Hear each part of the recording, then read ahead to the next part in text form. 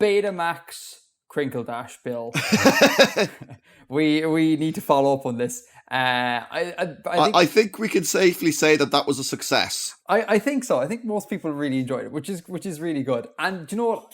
Just to talk to listeners for a second, Bill is actually, like, I think Bill, when he's on the podcast, is quite tame in terms of his humor.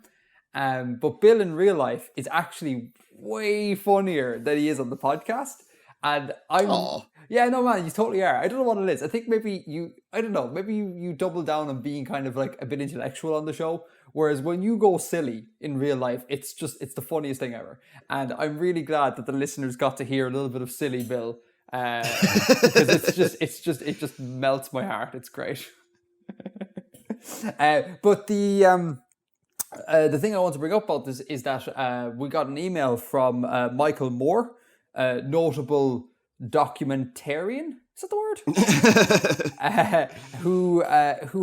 Who built a Betamax crinkle dash generator. And the links will be in the show notes. You can go check it out. The really fascinating thing about this is that they had to alter the rules that you set out, because it looks like the rules that you set out in the last show are predicated on like there being a human executing the rules. As in, you need like human intuition to like be able to properly execute those rules. But if you just put those rules coldly into a simulator, into a generator, it spits out complete garbage. So it was a really interesting challenge for Michael Moore. And I thought that was really fascinating. That it's not just a simple case of build rules, give to computer makes wonderful Betamax crinkle dashes. But yeah. Yes, well, they gave the rules that they sent. They gave the rules that they built it on in the message they sent us. They did. Do you want to outline? Yeah, so all words must be 3 syllables long, not end in a vowel, and have the stress pattern of primary, non-secondary. So, yebada. Mm-hmm. Benedict words must start with a b, a p, or a v. So all bilabials. Mm-hmm. Voiced bilabial plosive, voiceless bilabial plosive, and voiced bilabial fricative? Not bilabial. Not bilabial. Mm-hmm. No, I don't think... labiodental? I think so. I'm really bad at remembering the technical terms for these things. Hold on. Yeah, it's a labiodental fricative, yeah. Cool. Well, still, similar kind of method of articulation, or place of articulation. Mm-hmm. And Cumberbatch words must start with a k or a g. So that's a voiceless velar stop and a voiced velar stop? Yes. I think. Yes.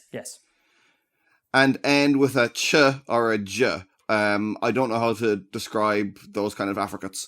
You can hear what the sounds are. You can figure it out yourselves. Yeah, and those last two you didn't include last time. They were not part of your recommended set. That's true, actually. I think that's correct. I didn't specify the affricate at the end. So yeah, because again, I messaged Michael and was like, why don't you just put in Bill's rules straight up? And apparently it threw back absolute garbage. And again, I think that's the fascinating thing here, that it's like, there is something special about humanness right now in terms of like technology, and you need a bit of humanness to execute this game correctly. And I thought that was really, really interesting. I like Petricorp Counterpoint though, because it satisfies 2 of my 3 rules if we bend the voicing of the first sound a little. Hit generate again. Business like Greenavalt.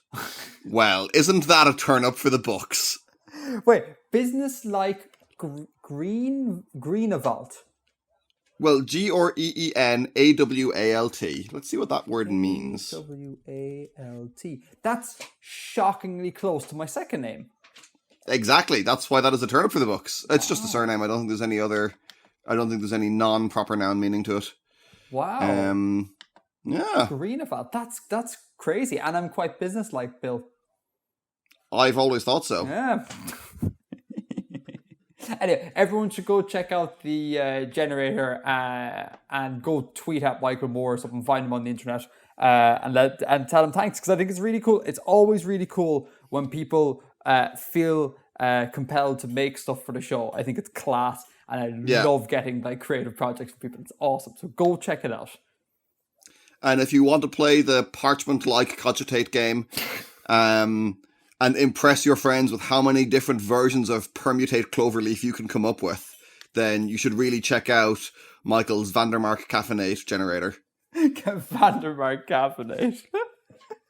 Oh man, I don't know, man. It was the last time. It was just the Betamax thing. The word Betamax just completely got to me. Like, it's just, I don't know what it was about the word Betamax. It was just great. Anyhow, speaking of creative projects, listener made creative projects.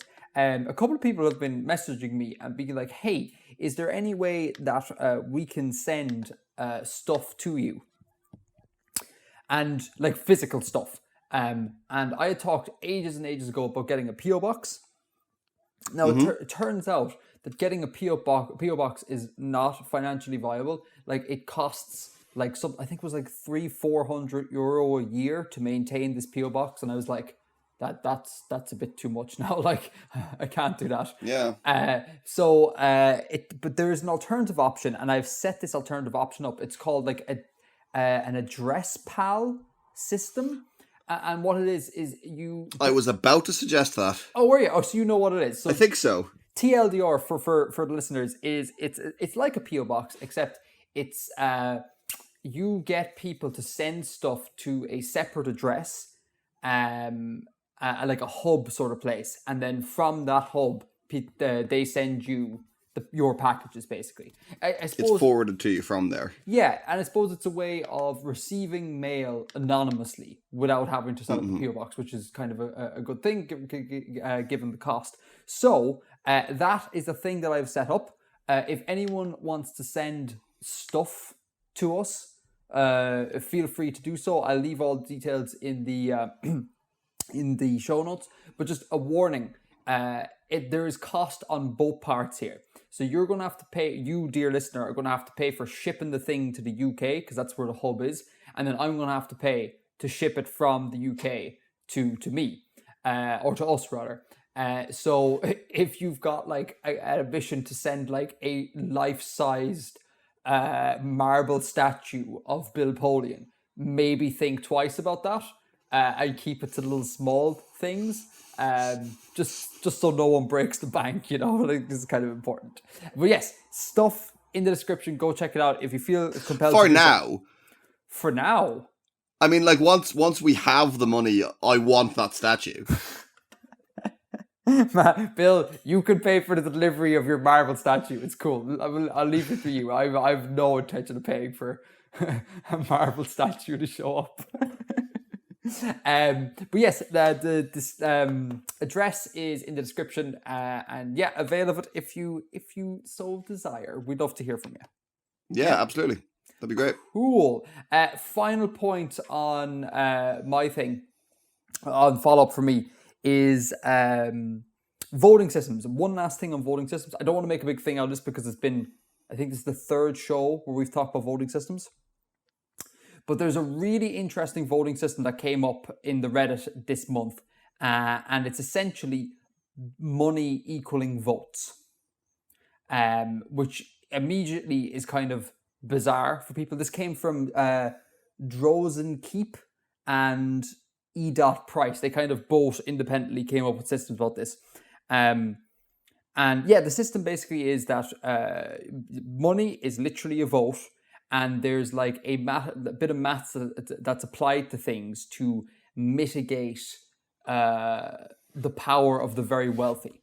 And it's really interesting. I'm going to leave the thread in the show notes. You should check it out.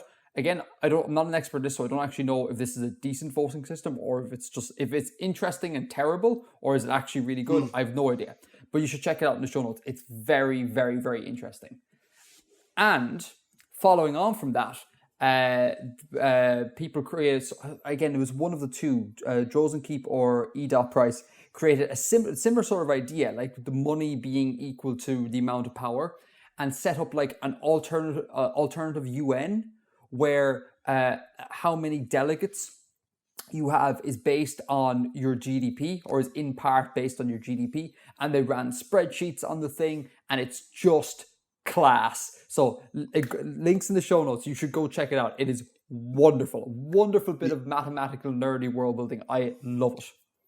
Yeah, that was E. Price. Yeah. It was great. So everyone should go check it out, have a read, and let them know in the subreddit what you think of it. I think it's just a beautiful piece of world building.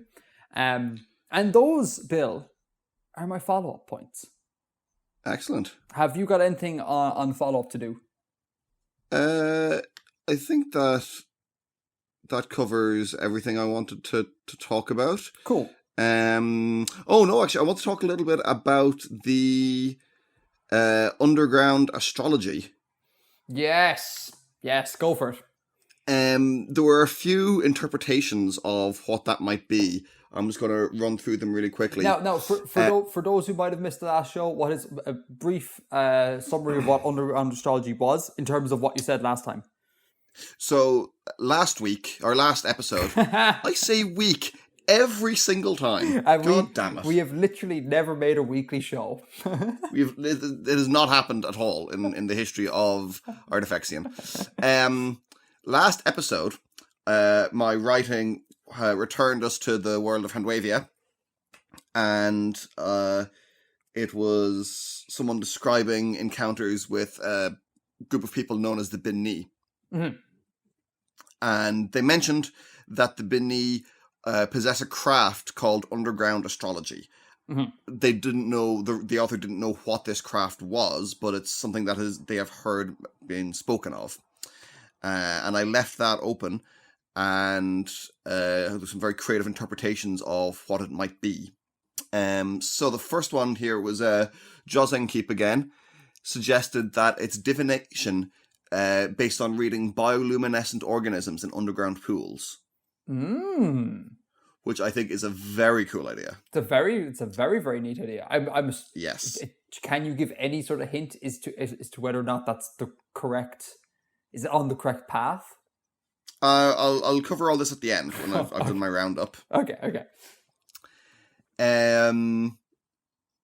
Then Aster the Dragon suggested that it might be gem-based witchcraft, in that gems come from underground, and there are some crystals and minerals that react differently in different kinds of light, and that maybe there was some kind of magical system building on that. Jeez, that's a leap. God, I would have never gone down that road. That's really interesting. That's really good. Yeah. And I do love Steven Universe, so that would be an appropriate one for me. Steven, you know what I need to do? I need to watch Steven Universe. Can one watch Steven Universe in German? Is that a thing? Is Steven Universe on Netflix?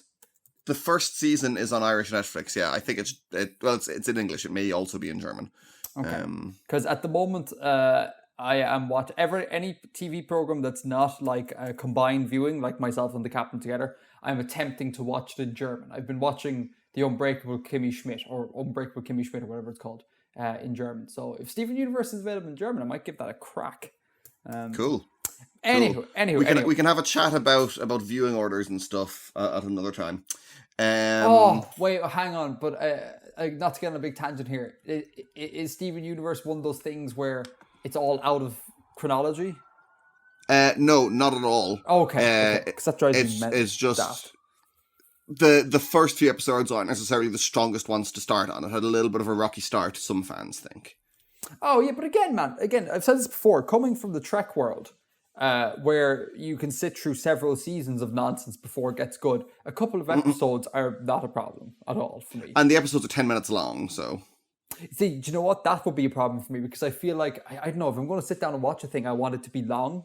Like, so very often when I'm watching cartoons and they're 20 minutes long, I'm kind of like, I don't feel satisfied.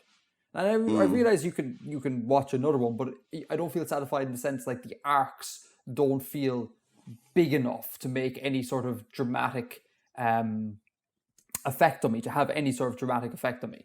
They're just these tiny, small little arcs. But anyway, we're getting sidetracked. We're already getting sidetracked. Tell me more about underground astrology. Vulcan Trekkie suggested that it was based on half-remembered legends of the stars and their movements from a time that the Binni lived above ground.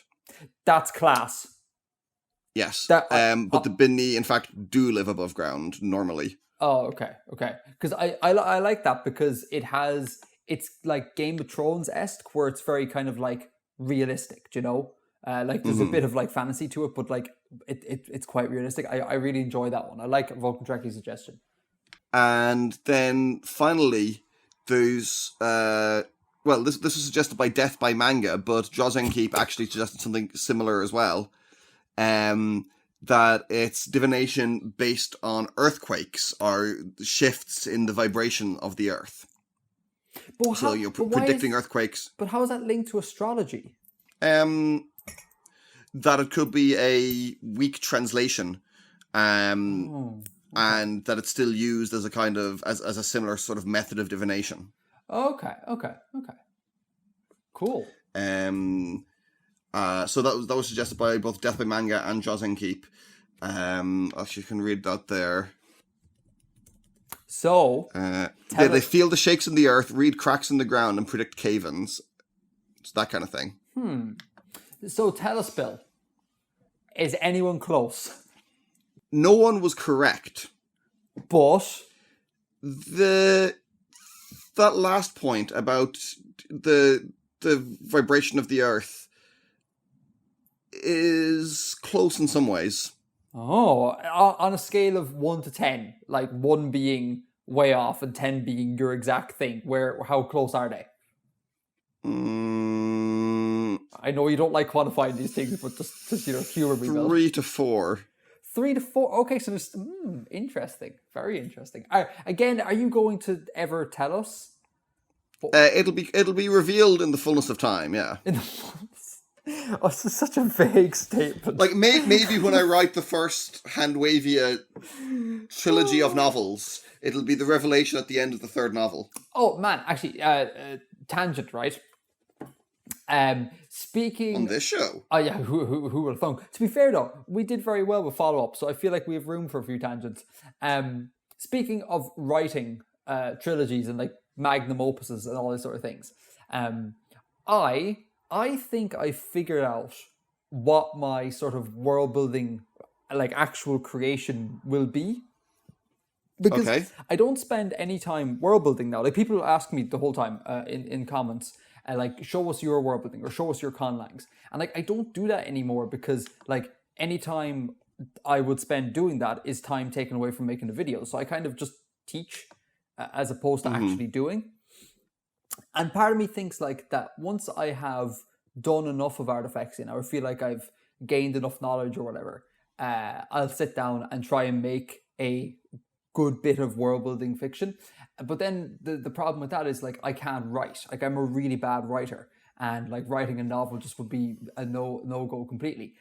But it hit me the last day, inspired by you and a guy called Dan Carlin who has a podcast called Hardcore History. I think my sort of like retirement plan will be to create a world and set stories in the world, but done like as an in-universe type thing that you do, but via the means of like a podcast type thing, like a historian relaying the events of your world via the means of a podcast, like almost exactly like Dan Carlin's Hardcore History, for anyone who knows it. That is intriguing to me, and I feel like I could actually pull it off, whereas writing a novel would just be a total no-goer. So yeah, so you've inspired me, man. I literally would have never even given this whole in-universe thing a second thought until you came along, basically. So it's class. It's really good. Yeah, I guess I'm an inspiring kind of person, really. You are. We all aim to be more like Bill. And if you don't, you should. But yeah, so how do we get here? We went. What were we talking about? I said that I might reveal what underground astrology is as the climax of the first Handwavia trilogy. In the fullness of time. In the fullness of time. Stay tuned, listeners. Anything else to add, or should we crack into some flag corner? Let's crack. Let's crack. Okay, so Flag Corner. I am seriously enjoying the way Flag Corner is going, in that people are leaving suggestions for us. Because this is cool, because this means that I at least get exposed to flags that I may not necessarily have thought of before. Like I have the dozen or so terrible flags that I consider to be my canonical terrible flags. But it's good to have that expanded. So please do write into us with truly terrible flags. It would be much appreciated. So we have 2 this month. We have one from a Jonathan Fulcini and one from a Will Crocker, who sounds like he's straight out of A Knight's Tale, which is class. So from the one from Jonathan Fulcini is a flag from Uruguay, and specifically the one from the Departamento de 33, I think is what it's called. So get it up there, Bill, and let me know what you think. I don't strongly dislike it. Do you know what, man? I actually don't strongly dislike it either. It's not good, but I don't hate it. I don't hate it at all. It looks very Grecian to me. I don't know if that's... because like the left side looks very much like Greece, and the right side kind of has a Cyprus sort of vibe to it. So it looks very Mediterranean to me. But for the listeners, this is a regular rectangular flag. It's divided into 2 halves. On the hoist... Is it the... Yeah, it's the hoist, isn't it? The left side. Yes. Yeah. On the hoist, we have a white and blue stripy field. Alternating wavy lines of blue and white. Yeah, alternating wavy lines of blue and white. On the fly side of the flag, it is white with half a sort of wavy type star centered on the center of the flag, but it's cut in half. It's like half a star placed on the center, and it's sort of this weird, like olivey mustardy sort of yellow. It's a very subdued yellow. And then in the center, we have a white circle with a grey dove and a rose, I'm assuming, a red rose wrapping around an arc from about like 2 o'clock to like 6 o'clock.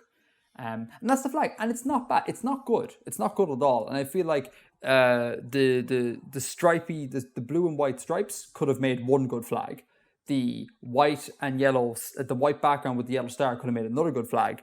And as always, the seal, I think, is just superfluous to requirements. And I don't know why people insist on having seals and flags. But like, I give it like a 4 out of 10, maybe 4 out of 12. Sorry. Yeah, no, I don't think it's the worst. Like it is a little bit on the busy side, and there's maybe one too many colors, because in the center, in that seal in the center, there are 3 colors. There's the sort of grey dove, the red of the flower, and the green of the stem. And that overcomplicates things a bit. But I think that's a little bit of a nitpick. Yeah. Bill, how do you feel about people who think that white and black and all the varying shades in between are not colors? I mean, that's just absurd. Genuine answer. Like, do you think it's absurd? Because like I've had a literal designer tell me that like those aren't colors. Like, you know, if you're what? Yeah, maybe in some kind of technical sense, like if you're going to be really pedantic about the very specific use of a term in a particular field, it is not a color for that purpose. Right. Okay. But it's obviously a color. Like clearly, it's a color. Yeah. I'm totally with that as well. I found it really weird that time when the person was like, "Yeah, we have a problem because black isn't a color," and I was like, "What do you mean black isn't a color? Like, have I been lied to my entire life? Of course, black is a color. Like, why is it any less of a color than blue, for example?" But yeah, it's good that you're on my side. I was hoping you'd be on my side. Anyhow, so that was the. Oh, do you want to give a rating for the Trenta flag? It's a C-. Very interesting. A C-. Okay, cool. Now the flag of Sydney. Now I did know about this flag. This flag almost made it into the video, but I cut it because I felt like I was being way too harsh to Australians as is. This is the city flag of Sydney. or the City of Sydney flag, and it is an utter abomination. It's just so bad. It's so bad. Would you like to describe this to people? Like might be overstating the case. Okay, so I'm going to give this a go. Okay. It is rectangular flag. It looks like it might be. Is that 1-2 ratio? It looks like a 2-to-1. It's quite long. Yeah. Now it's divided. Let's look at the upper third of the flag first of all. So the upper third is a band, which itself is divided into thirds vertically. Towards the fly, there is there's arms taking up this kind of portion. Now, I don't know my heraldry well enough to describe this in proper heraldic languages, but there are 3 shells. Mm-hmm. There's a sort of a golden crescent moon, and then a white, is that a chevron? An inverted V taking up kind of the whole area of the arms. I'd call that a chevron. Within which, so there's a white chevron, within which there's 5 little black designs. Again, I know this is a heraldic thing. I can't remember what the design is called. We have now covered 1/9 of the flag's surface. So that 1/9 is in and of itself a flag, right? In and of itself, a reasonably complicated flag. Right. Now this is the thing the listeners need to get clear here, is that this is going to be flagception here. So we've described a singular flag, and we have only completed 1/9 of this flag. So do you want to move on there, Bill? Okay, moving on. We have in the middle third of the upper third, a white field with a red cross on it. So kind of like a flag of St. George. Yeah. In the center of the cross, however, there's a globe with the oceans in blue and the land in sort of yellow gold.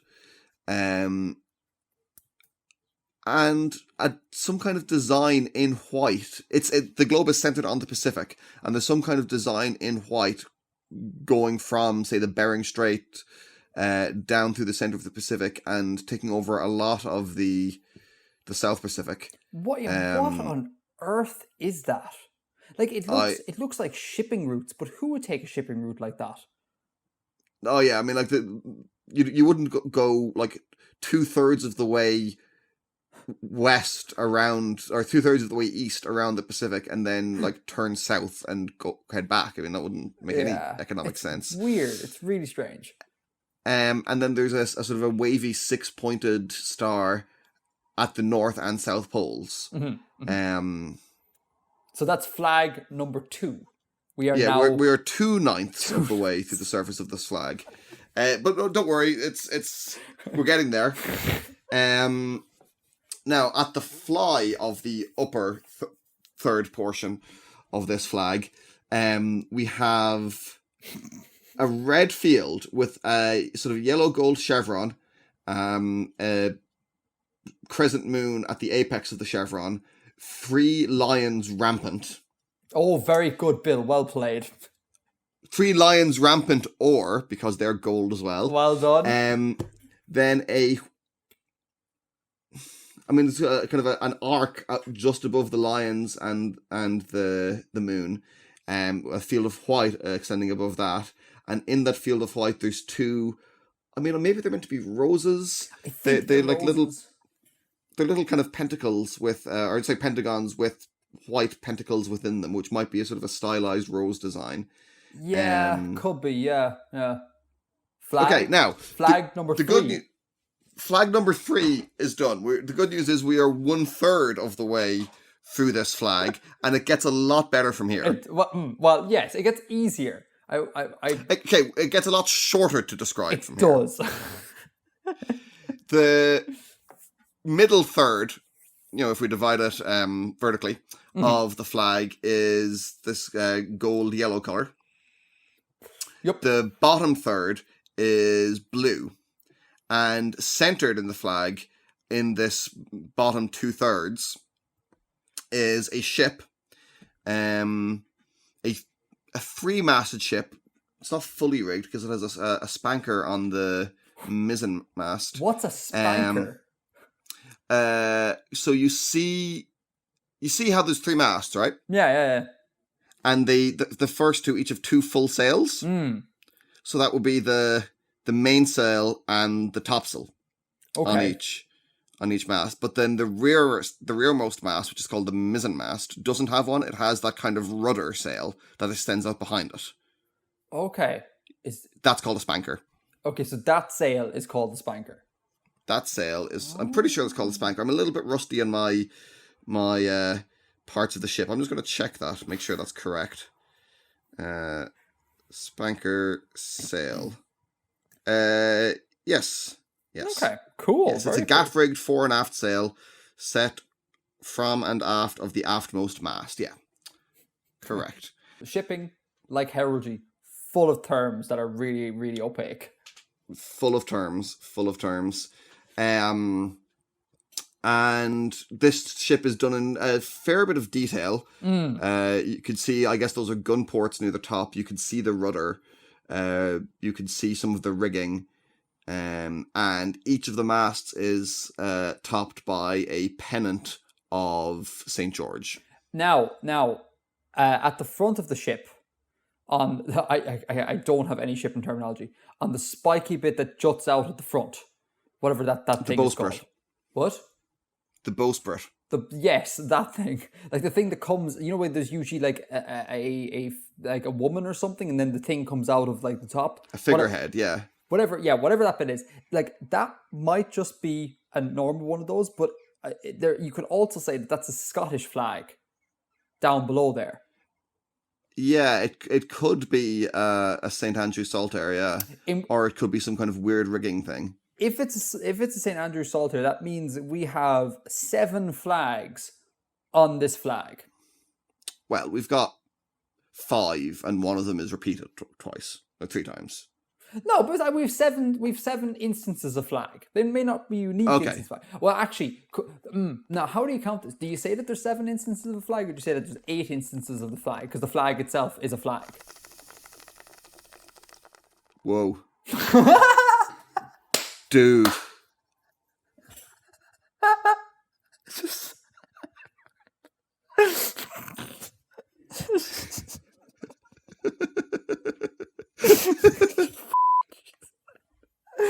I realised you had a late night last night, man, but I didn't expect your brain just to go, no, I'm out. I'm done. Oh, that's bad. In post, can you like edit in like a bong rip sound there? A bong rip? What is a bong rip?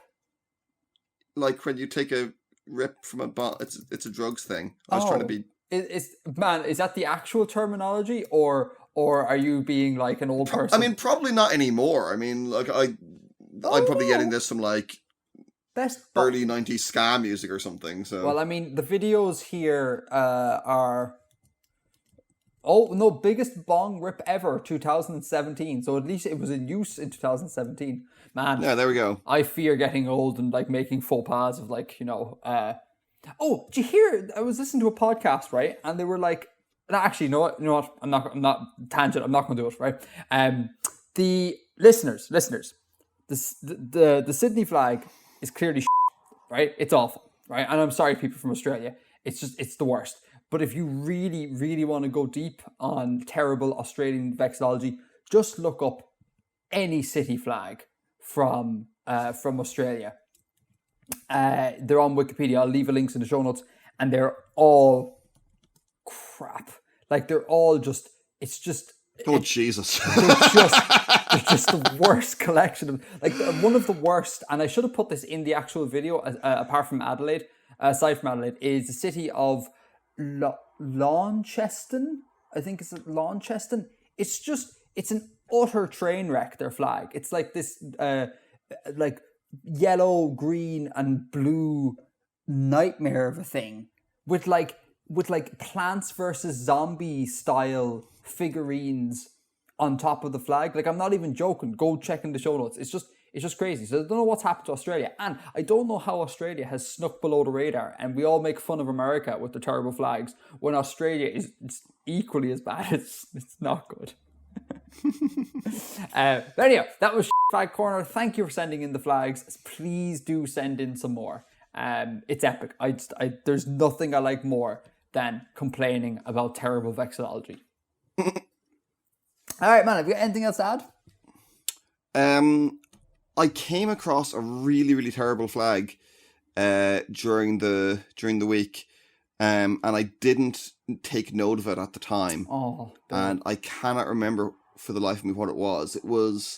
I think it was an autonomous region within somewhere else. My brain is saying like possibly East Africa somewhere. Will I describe it and see if any of our intrepid listeners can track it down? Man, that's a great idea. Do it.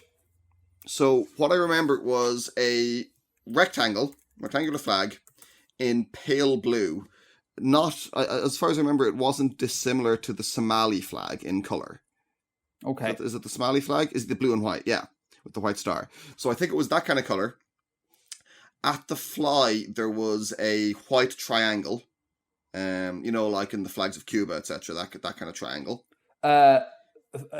Fly or hoist? Sorry, at the hoist. Right. Jeez, you'd never put one at the fly. God. No, that would be terrible. It'd be sacrilege. At the hoist, there was a white triangle. So pretty straightforward so far. And in the triangle, there was like pretty much a clip art or like a pixel art kind of thing of a guy on horseback. Oh, great. So it was this amazingly simple design, and then this like one completely contrasting, completely clashing element. And that was the flag. That was the terrible flag.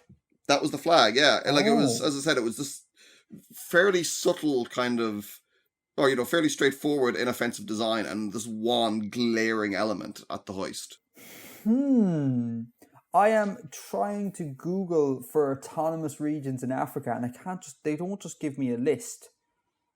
Now, it may not have been like a formally recognized autonomous region then. It might have been like a kind of a region that declared independence, or the flag of a province. Right. Or like a sort of a transnational region, perhaps, like something that kind of crossed borders, an area that ethnically defined rather than nationally defined, something like that. Yeah, listeners, if you can find it, let me know. Again, my Googling here is bringing up exactly nada. So, yeah, do let us know. So, we've returned to Janspar. Okay, cool. This episode. And, I'll read it out and then you can tell me what you picked up from it. Mm-hmm. Go for it.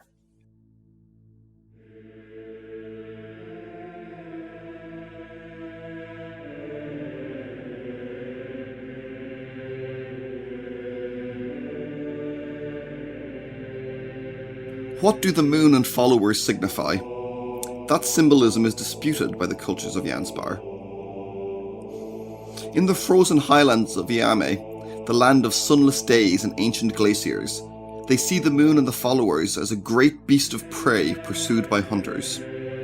Most commonly described as one of the great tusked loxons populating that country since ante-thermal times, the mammoth moon proceeds endlessly across the sky with the hunters doggedly following after. The bountiful mammoth is a creature of great importance to the Iaman, and this lunar tale represents their seasonal hunt and the constant struggle against the harsh lands they inhabit. Look, child, the mammoth moon marches and the hunters shall follow. To chase the prey, to catch the prey, the hunters follow the moon. Extract from an Iaman cradle song. In Pirco, the moon is often described as a bird, a goose or a crane followed by its chicks. The moon and followers dominate the sky, and in comparing their transit to the seasonal migration of the birds, these nomadic people teach their children to look at nature and to read the sky to learn about the world around them. This story emphasizes too the importance of family and kinship that binds the Percoan tribes together. Look at the moon, the great bird moon. Look at her chicks, the squabbling chicks. Follow the sky and you'll never be lost. Percoan children's rhyme.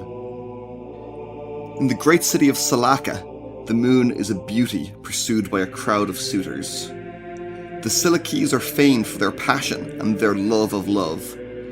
The moon as a metaphor for captivating and often unattainable beauty is a common theme in Silakese poetry since their very earliest writings. Once you were slender, the fragility of youth, a wisp of beauty unadorned. Time passed, and you blossomed, and in this bloom, the promise of youth at last fulfilled.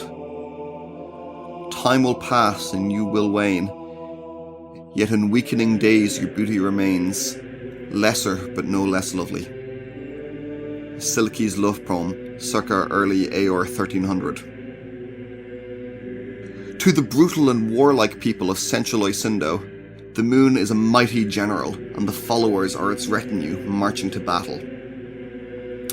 The moon is a symbol of courage and perseverance, conquering forever in its passage across the sky, never ceasing in its campaign. The greatest warlords of this land fly banners with lunar motifs, drawing their armies to their wake as surely as the followers troop loyally behind the moon. The Lord of Stramono is proclaimed as conqueror, witnessed this day by the assembled priestly caste of the provinces and holdings. The lunar banner shall fly above his army, and command will be granted to him by all assembled lords and generals of the Siethth Conference. The proclamation of supremacy of Stramono, Siethth Conference, AR 1540. These four examples show how the same part of Janspar may be seen by diverse people and interpreted according to their own beliefs and needs. Creation is a text, and as with scripture or poetry, many meanings may be drawn from the contents of that text. This is fundamental to the study of theology. Lecture notes, Luon Theological College.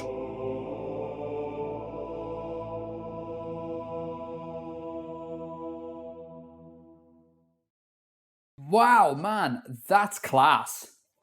Thank you. Jesus, that's really cool. I assume I've got this right in saying that your moon there are more than one moon going on here. Well, what I'm imagining, yes, is that there's more than one body. There is a moon, and its followers. I'm sure canny listeners can figure out what's going on there in terms of the building, in terms of the space building. Or you could probably figure it out. Yeah, I mean, I don't need to figure it out. We talked about this last night. Edgar!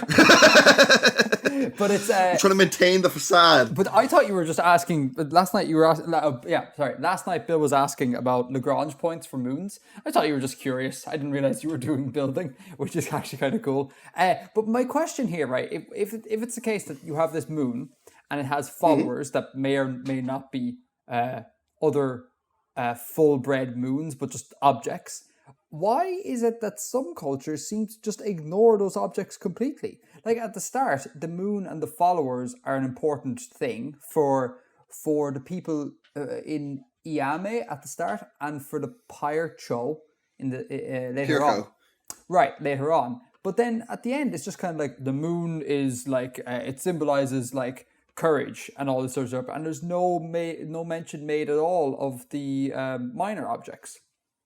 It is. The minor objects are its retinue, or the retinue of the general. Oh, sorry. And it was like that the previous time. There's a relationship in each case in each example here. Oh, sorry. I'm sorry. I missed that. Sorry. Okay, so you have the Silaka are the crowd of suitors, the followers are the crowd of suitors, and then the retinue. Sorry, I did not pick on that at all. It's a little bit class the way you have essentially just like written how cultures will draw meaning from astrological objects, astronomical objects. I think that's a little bit class. It's really cool. Thanks, dude. What are your comments on That's it exactly. It's just I like to, as you know, I like to play around with the in-universe thing, and this is just 4 different perspectives on this astronomical phenomenon or astronomical objects, and how it's described in each of the cultures, or at least how this particular priest in Luo is claiming that these 4 cultures describe them. Where are you drawing this from? Like, is this straight up like original invention, or is there any Earth analogs here for some of the symbolism? No, it's just really? me. That's really good. Yeah. It seems really like realistic. I realize like multiple moons is not realistic per se, but yeah, it just seems like the symbolism they imbue in this system is, yeah, it works really well. Why did you decide to write this? I just had this idea about the moon and the followers for ages, and I had in my head maybe 2 or 3 of these interpretations. Well, I think I had the suitors and I had the general. Mm-hmm. And then yesterday I came up with whatever else I needed to do, and I wrote the little bits of the little extracts, the bits in italics that you always like. The little flavor text, yes, it's very good. It's very good. Yeah, and I meant about the bits in italics. How much when you say like, oh, this bit is an extract from wherever, whatever, is that just flavor text, or is that actually the case? Like, as in, do you reference stuff that you've already built, or do you just kind of go, oh, heck it, this is from the book 2 of the great religious text of whatever? No, this was all written for this writing. Okay. So none of the sort of like the Silicalese poems and all, they don't exist. They do not as of yet exist separate to this month's building. Do you not get like a sense of completionist where like you write a thing and you're kind of like, now I need to flesh that thing out? And do you not get really annoyed that, oh, okay, right, you do.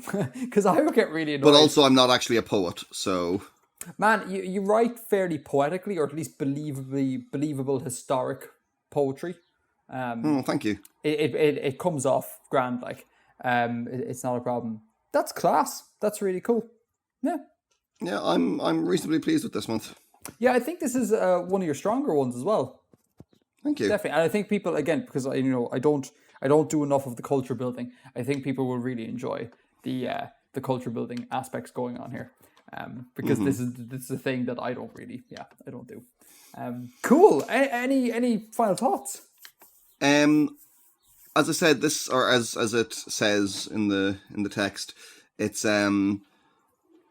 part of a lecture series on theology. I've spoken about the importance of, or I've mentioned the importance of theology within Janspar before, have I? Maybe. Do you want to refresh us? Hold on, let me just check what I have put on the website so far. I suppose I haven't really. Oh, that means you can't talk about it.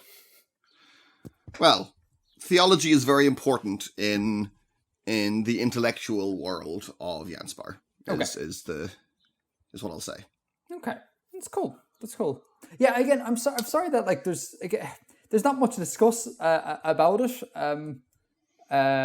It's like it is really good. Like, don't take my lack of having questions as being all like, well, this is terrible or something. It's just the symbolism is great, and yeah, I really enjoy it. And let's see what the listeners think in the subreddit. Absolutely.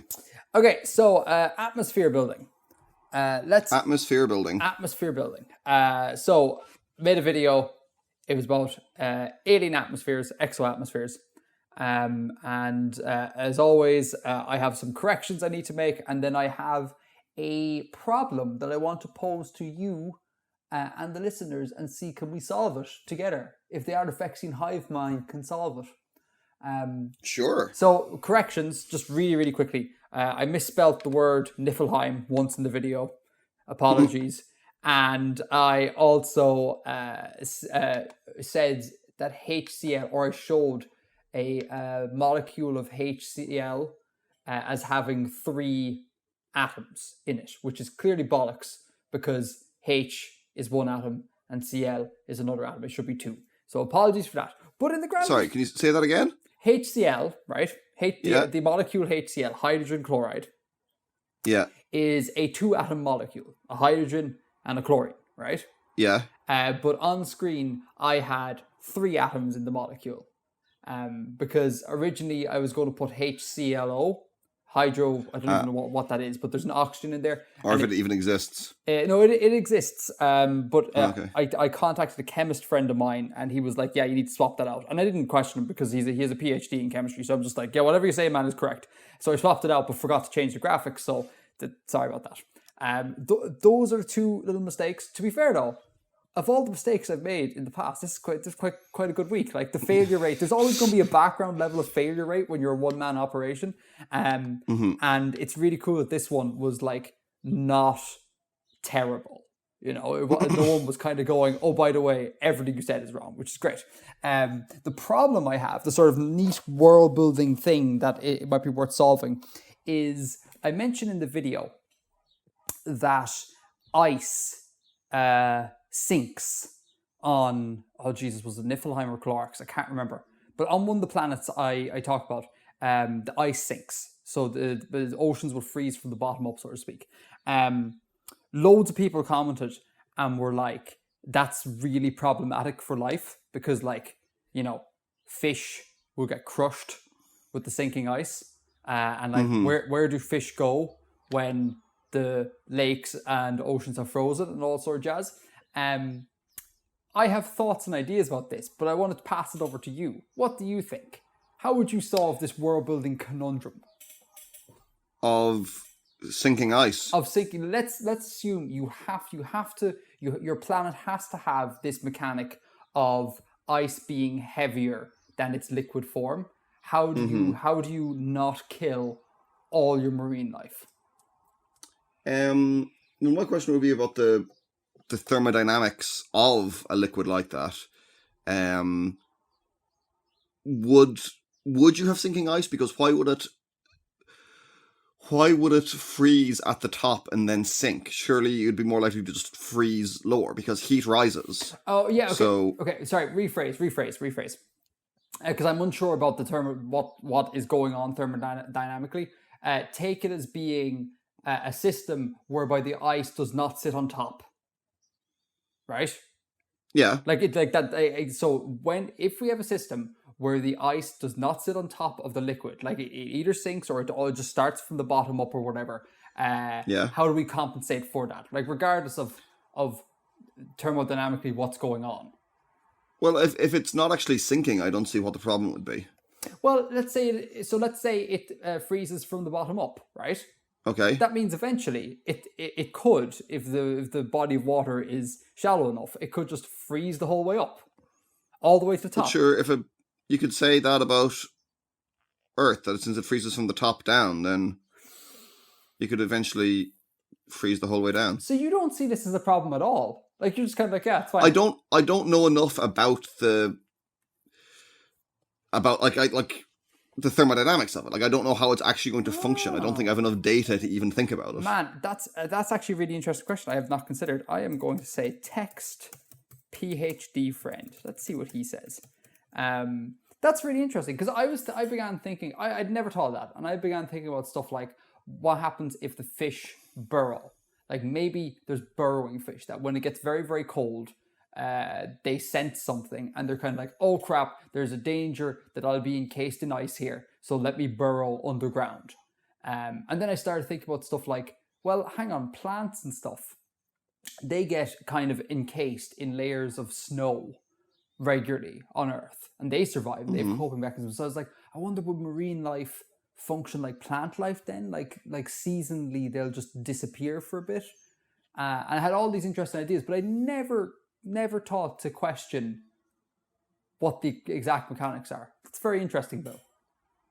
Yeah, to me, I couldn't even begin to see it as worth speculating about until I had answered some of those kind of questions. Yeah, follow up for next time. I'm definitely going to follow this up next time. That was my thing. You watched the video. Is there anything that you saw in the video that you want to bring up? I wrote down one note as I watched it. Okay. Oh, just one. This is good. Yeah, and it was thermodynamics of freezing from the bottom up. So I think we've covered that. Oh my god, it's gonna be the world's shortest writer rooms. Great minds stink alike. I will genuinely talk to my PhD friend, or if there's any chemists in the subreddits, let us know. I wouldn't, as a non-chemist, I wouldn't even know how to begin investigating that. Like, how the hell does one, like, can one just Google what does hydrogen chloride do when frozen? Or, like, I suppose you could, but do people play around with hydrogen chloride and often not? I don't know. I'll do some digging for next time, though. Yeah? Cool. All right, one last thing to flesh out this writer room into something that is of some sort of an appreciable length. Is I was knocking around Reddit during the month, and I saw a really cool post about cities. Links in the show notes there, Bill. You can click on them and check it out.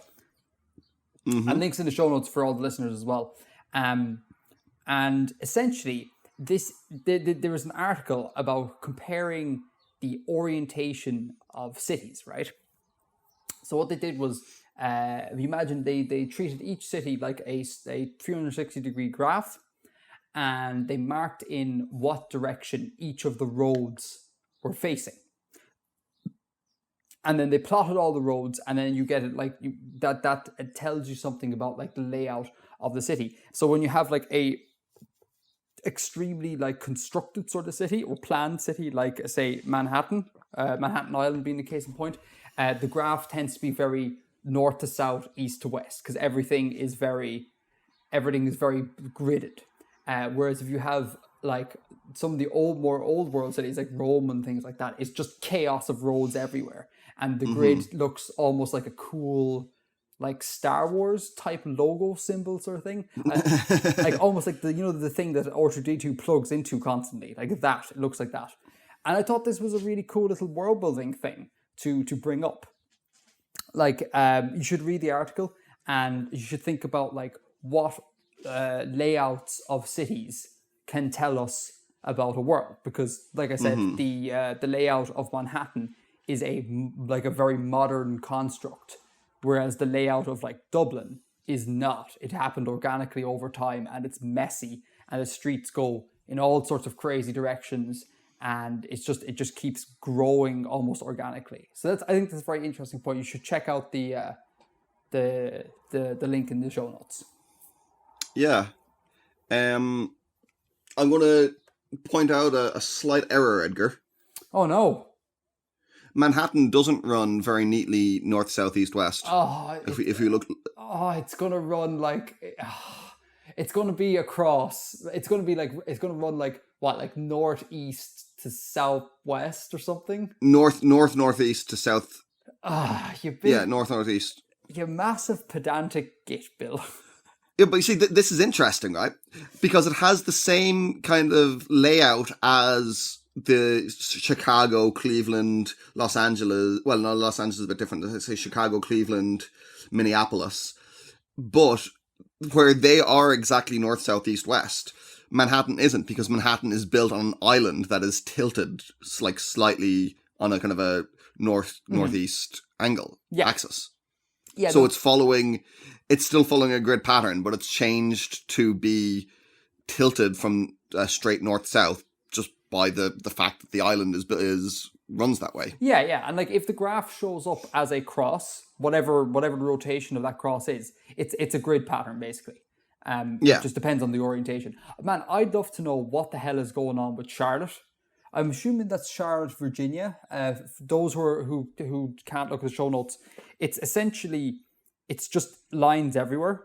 And I don't know what, like, does that mean? It's almost as if Charlotte has an equal distribution of streets orientated in all directions. Which is like, I'm just going to Google Maps. This is bizarre. See, what's mental is that looks like a regular European city to me. But it looks so alien for American cities, because American cities... I see what you mean. Because American cities tend to be so, like, gridded. And Charlotte sticks out like a sore thumb, but it's kind of like, it looks like Dublin. And it was funny in the Reddit comments for this article, like Americans, and maybe Canadians as well, but like North Americans were losing it over what European cities were doing. They're kind of like, how do you find your way around? How can anyone live in this chaos? And I remember thinking like, but it's not chaos. Like you just know where to go. Like, what's wrong? Yeah. And also like the idea that none of our cities have street signs as well. That doesn't make it any worse for us. We just all know where to go, which is bizarre. If anything, I think imposing a grid system is unnatural. It doesn't follow the lay of the land. It doesn't follow the contours of the earth. It doesn't follow the paths of rivers and things. Yeah, but that doesn't mean that. But in following the contours of the land, that doesn't make it more economical. Like, it doesn't make it easier to navigate. Like, what about like going around? No, but the hill? it's an unnatural imposition. Oh yeah, no, totally. It's just like level everything, lads. Let's put a grid on it. Yeah. But yeah, go check out the links in the show notes, and I think it'd be a very interesting thing to do for anyone who's world built cities before, to see to map your city to one of these graphs and see where your city comes out at. I think that would be really. That's the thing I would find very, very interesting. What I find really interesting in this is if you look at not all of them, but certainly most of them. Mm-hmm. Even when there isn't actually no, let me think about how to phrase this. Most of these cities will have a fairly strong X or cross. It won't necessarily be angled north to south. Mm-hmm. It might be tilted off that, but it you would agree most cities will have that. Yeah, definitely. If we look at ones like let's say Philadelphia from this graph here. Philadelphia. So there's hold on. Where's Philadelphia? Between Orlando and Phoenix. It's in the fourth row, second one in. Oh, I see it. Yes. Yeah. If we look at that, so they say it's divided into quadrants, and there's like two shorter ones within each quadrant. Mm-hmm. Yeah, and a longer one, and then an even shorter one. Yeah. And in each quadrant, those are offset 90 degrees from each other. They're making a little X of their own, a little like evenly spaced cross of their own. Oh, yes, they are. If we look at St. Louis, it's the same. If we look at San Francisco, it's the same. The irregularities from from the most dominant 90 degree kind of X will themselves tend to be at right angles to each other. Yeah, so clearly what's going on there. Like, I haven't looked at any of these maps, so I don't know, but I would imagine that you have like the city is laid out on its dominant axis, so that would be the strong cross, and then the terrain will necessitate some areas to have the grid pattern like slightly twisted somewhere in a way. Yeah, that's but if we look even at the European ones or the world ones that he links at the bottom of the original post here, it even happens in world cities, like non-American cities that wouldn't have the same kind of layout. If we look at Paris, for example, which is the first one in the fourth row down, that it's a lot less obvious, but you can see that there is a pattern there that it does tend to. Yeah, but man, at the same time, sure, look at like, do you class Berlin as being following that pattern? To an extent, yeah. Okay. Because there's a 90 degree rotational symmetry to it. And I think that's kind of neat. Melbourne is quite strong. I suppose that would be quite a modern planned city. Rome, not really. But I think just what's interesting about that is it seems to suggest that roads tend to meet at right angles to each other. That would be what I would take away from it. Let me have a quick look. Let me have a quick Google at Berlin. FYI, I appreciate that it's linked. The international cities are linked in the same article, but I put in two different show notes for people. It might be easier. Yep. Let's see. Okay, now let me have a look at Berlin. Do you know what I find actually the most interesting thing is how, because when you look at the likes of Manhattan, right, you can kind of immediately see how that city relates to its graph. But when you look at Berlin, you're kind of like, how did they get that graph from this city? Because it is just chaos. Like, it's chaos all over the graph. It's crazy. But yeah, it's mad. And like, you can only really see those patterns when it's graphed. Because again, looking at the map, you can't really see any pattern. But I guess you're right about the roads meeting at 90-degree angles. For the most part, yeah. Any other points? No. Go check it out. Fun experiment. Apply it to your world. Apply it to your cities. See what you come out. And post the results in the subreddit. We'd love to see. I went to a number of places. I went to Edinburgh. Oh, very good. Beautiful city. And then I went to York. Another beautiful city. And then I went to London. A less beautiful city, but 2 out of 3 is all right. It has many beautiful areas. There's a bit too much of it to be consistently beautiful. Yeah, that's fair. For anyone who doesn't live in England, Edinburgh is a city in Scotland. I'm pretty sure everyone knows this, but York maybe not, won't be that renowned. It's a city in Northern England, and London is obviously London. Mm-hmm. Cool. I take it this is going to see brother, going to see old college friends, going to some museums. Yeah, largely. Oh boy, museum talk. Here we go. Well, I actually didn't do that much museum compared to what I usually would. Okay. Because by the time I got to London, I had been on the go for nearly a week, and I was just really tired. So I didn't really have that much energy and stamina to go around a museum for hours on end. Jesus, hours in a museum, Bill. Holy shit. What? I've been to museums before, and I would say I spend 30 minutes in a museum. Like, the concept of multiple hours is just like, what is there to see? Like, okay, there's loads to see, but it's kind of like, it's like you read the plaque of one thing, you read the plaque of another thing, and then you go home and Google about it. Like, it's just like, I don't know. Like I said, I don't get museums at all. But did you enjoy your trip? I enjoyed my trip very much. Cool. I climbed some tall things in Edinburgh. Oh, that was pretty cool. No, we need to talk about this because this is kind of a sort of pastime. Well, not pastime, but it's kind of a passion project of mine to try and climb tall things. What did you climb? I climbed Arthur's Seat, which is an extinct volcano, like pretty much in the middle of Edinburgh. Shut up. It's built all around. Yeah, it's dope. Oh wow! Okay, what's its height? I don't know. Okay, Googling. Hold on. It's like 15-20 minutes to get up it.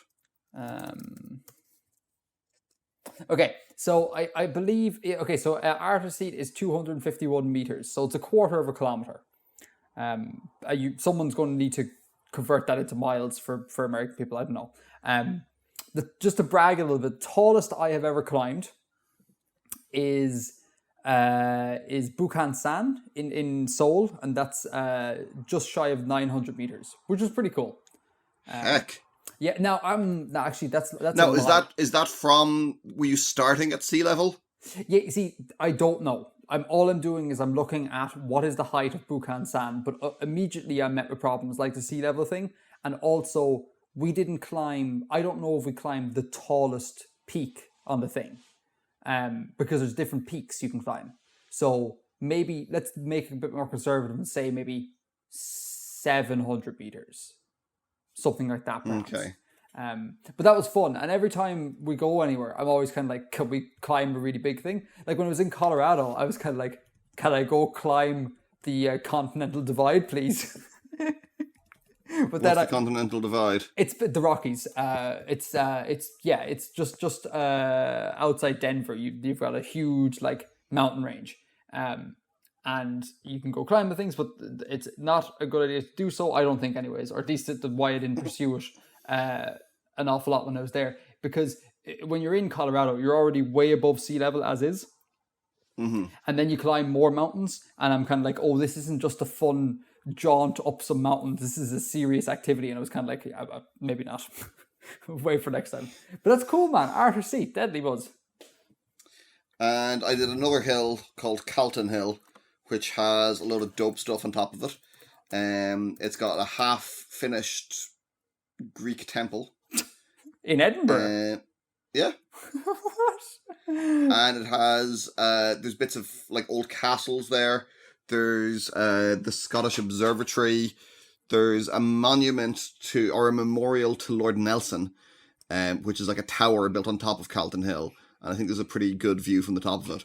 But I was really exhausted, and I'd already climbed the hill and just didn't feel like climbing another stairs. Although I usually like to go up spires of cathedrals and things, just I wasn't in the mood that day. And I saw something exceedingly cool. I'll get the photos here so I can describe it properly. You saw no dragon. I swore I would not talk about that. So there's a stone pillar on Calton Hill, and it's a little bit away from the other things on the hill. And it's a cairn that was built by the keepers of the vigil for Scottish Parliament. Okay. So there was like this pillar, and there was I assume there was a fire kept burning on it from the night of the 10th of April 1992, which was when the Tories won a general election in the United Kingdom. And the vigil was maintained for 1,980 days until September 1997, when Scotland voted to have its own parliament. So when they got like the devolved Scottish government within the UK. Wow. Pictures of this? Have you got some pictures? Yeah. Actually, I'll send them to you on... Or tell me what to Google. No, I'll send them to you on Messenger. There, so I've sent several to you there. Oh my god, okay. Yeah, so one is from the house of Robbie Burns, the national poet of Scotland. There's one from... it says paving stone from Paris used for defending democracy. I don't know exactly the context of that, but I guess it's from some... maybe like the riots in the 60s or something. There's a stone from Auschwitz in memory of a Scottish missionary who died in Auschwitz. And there's one from the castle of Robert the Bruce. That's mad. Which is really cool, yeah. Man, I love this, like, the language, like, just for anyone who's not going to see these. Do we put these in the show notes? Yeah, you can put them in the show notes. All right, cool. So for anyone who can't go to the show notes for whatever reason, one of the plaques reads, "This stain wis te frey, the Mauchlin Haim o Robert Burns and Jane Armour during the renovation in 1966, the bicentenary o the poet's death. The rank is but the guinea stamp and the man's the gowd for a dat." Like, it's really cool. I was going to say it's really Scottish, but that's like, it's obviously really Scottish. Yeah, like it's not in English, it's in Scots. Yeah, it's really cool. But it's like, it's mutually intelligible, which is bad. If you read it slowly, I can figure it out. There's another one, there's a poem by Hugh MacDiarmid. Is it offensive for me to try and actually read this?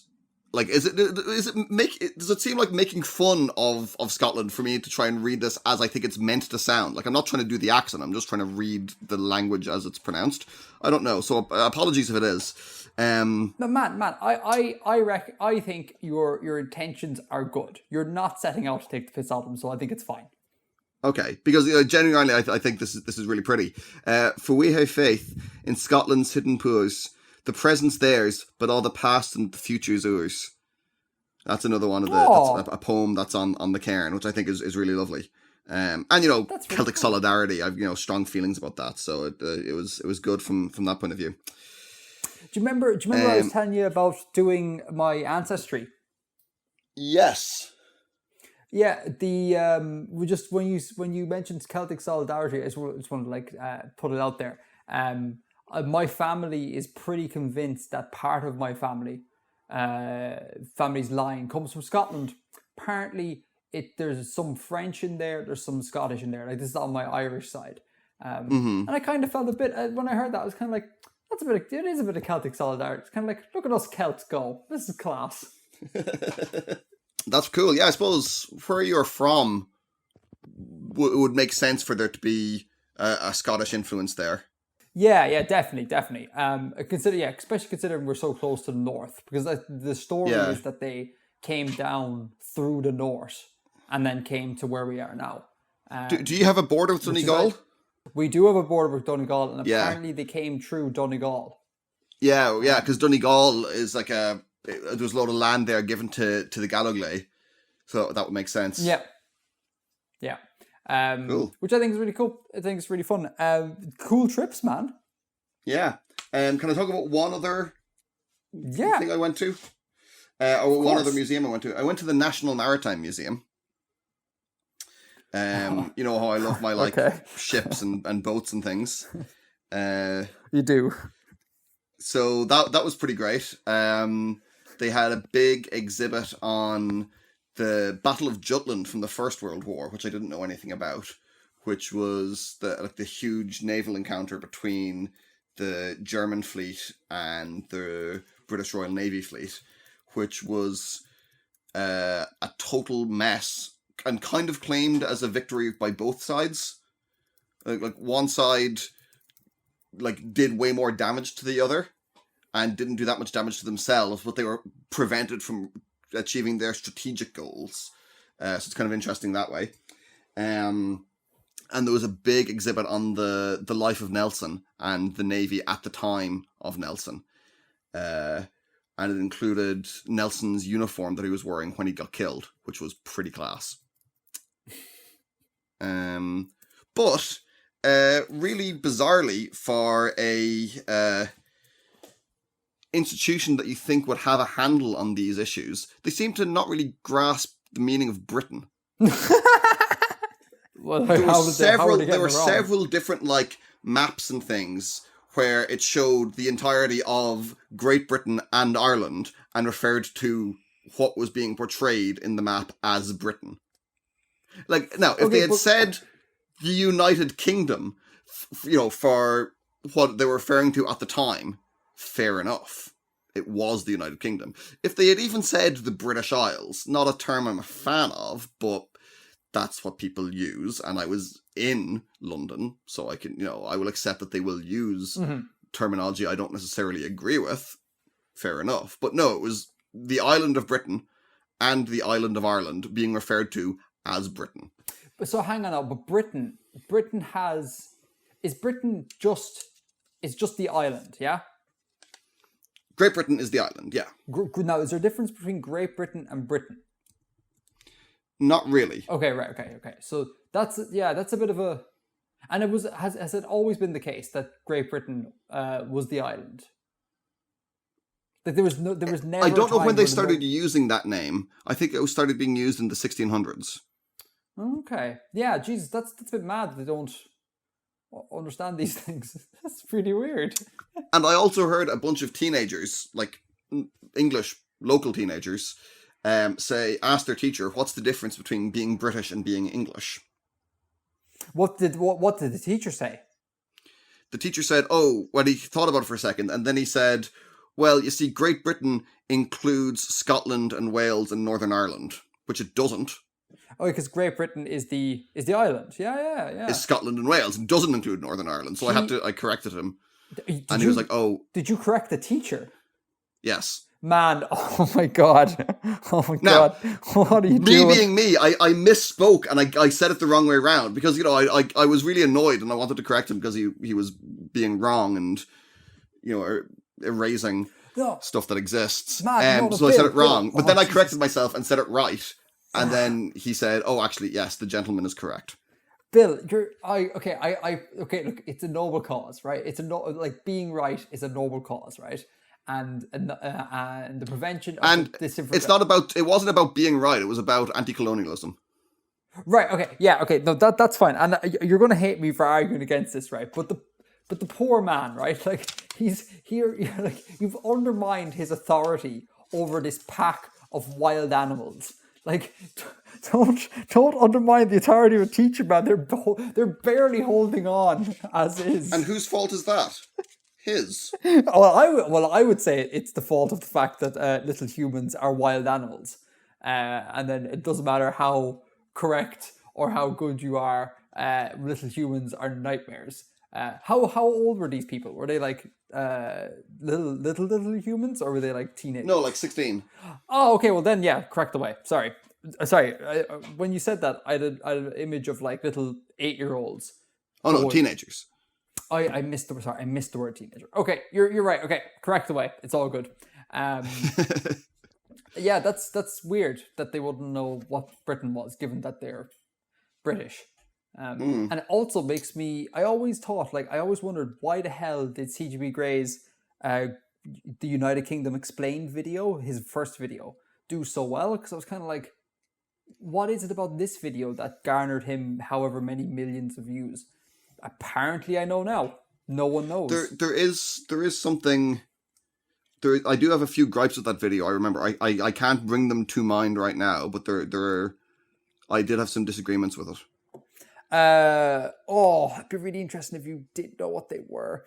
I think he uses the term British Isles completely uncritically. He doesn't acknowledge any kind of controversy about that, even though it's actually a term that's not used by the British government. Right, yeah. And I think he only refers to the state of Ireland as the Republic of Ireland. He doesn't mention that the actual name of the country is Ireland. The Republic of Ireland is a descriptor of the country. Yeah, but the country's name is Ireland. He is on record as having said that was a mistake on his part. He said something that because he is Irish, right? He has an Irish passport, and CGP Grey does. Yeah, that's one of the reasons why he's living in London, because his Irish passport opened up the EU to him. Okay, but he's like of America. He's of America, yeah. It's his past or whatever that was Irish. But he's on record as having said that he checked his passport and noted what the country was called, and then in the production process it just became the Republic of Ireland or whatever, and he got into a disagreement with someone online who was all like, "You're entirely wrong, it's called Ireland." He was like, "I'll check my passport," and the guy is like, "Fine, do so," and he did, and was like, I guess it is called Ireland. So I think that's just a genuine mistake on his part, but it's not. Oh yeah, it's not the biggest thing in the world. But anyhow, yeah. Any other museum stories? Any more museum stories? No. I went to the Imperial War Museum. The World War II stuff is really worth a look there. While I was in London, there was a giant inflatable Jeff Goldblum on display near Tower Bridge. Why? I have not figured out why, but do you know that iconic scene from Jurassic Park after the T-Rex attack, where they're all in the control room and he's lying in a seductive pose for no earthly reason, and his shirt is mostly open for no earthly reason? You know that scene? No. Okay, well it's iconic, and it was that scene. It was that Jeff Goldblum that was built 30 foot tall, and I went to see it. And it had only been there for 2 days, and I missed it. Huh. And I was gutted. Why are they doing this? What's the internet's fascination with Jeff Goldblum? Oh, I do know that thing. Yeah. You recognise it, yeah? I do recognise it, yeah. Now that you actually, at no point did I think that was weird when watching the film, but now that I see it as a still and the way you've described him, kind of that is really strange. Why is he lying there paint me like one of your French girls? Yeah, it's bizarre. I love it. It's really weird. What is it with? Why does the internet seem to have a fascination with Jeff Goldblum? What is it? He's had a resurgence recently, hasn't he? Yeah. I guess everyone just seems to have a crush on him, and he's very cool. But he's very not attractive. Do you reckon? He's not what would be considered classically attractive. Lots of people disagree, Edgar. Oh, no, but lots of people are wrong. Look at all of these. No, man, it's just.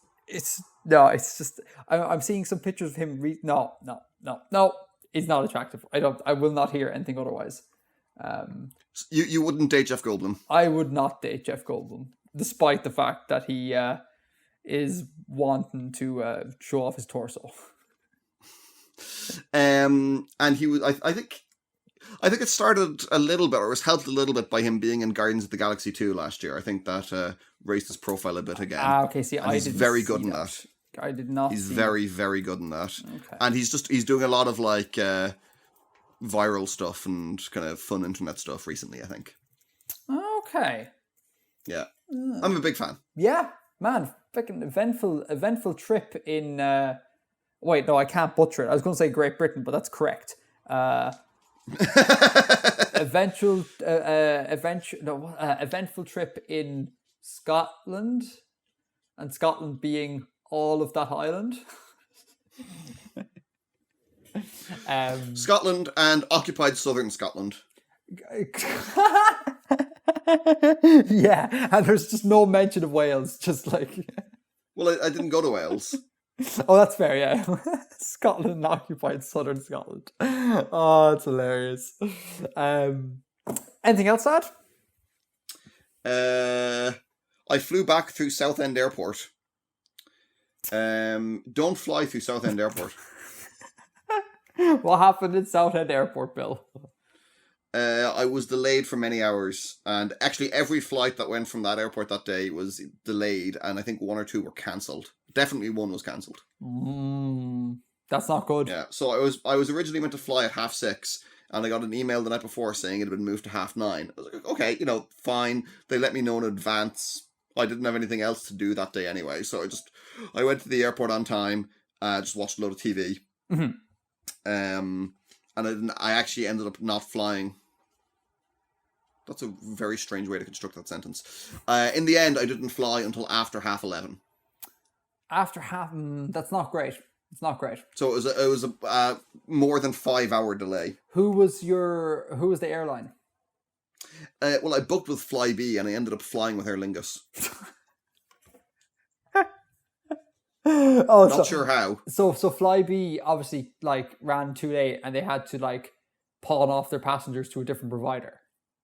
Pretty much, but it wasn't like an Aer Lingus. It was Aer Lingus operated by Stobart Air. So there was a lot of different stakeholders in my eventually getting home. Oh my god! Bill, I feel for you because I hate flying so much. I hate the entire experience of flying. I hate airports. I hate everything about it, and all of that just brings back terrible memories of being stuck in airports and things being delayed, and it's just awful.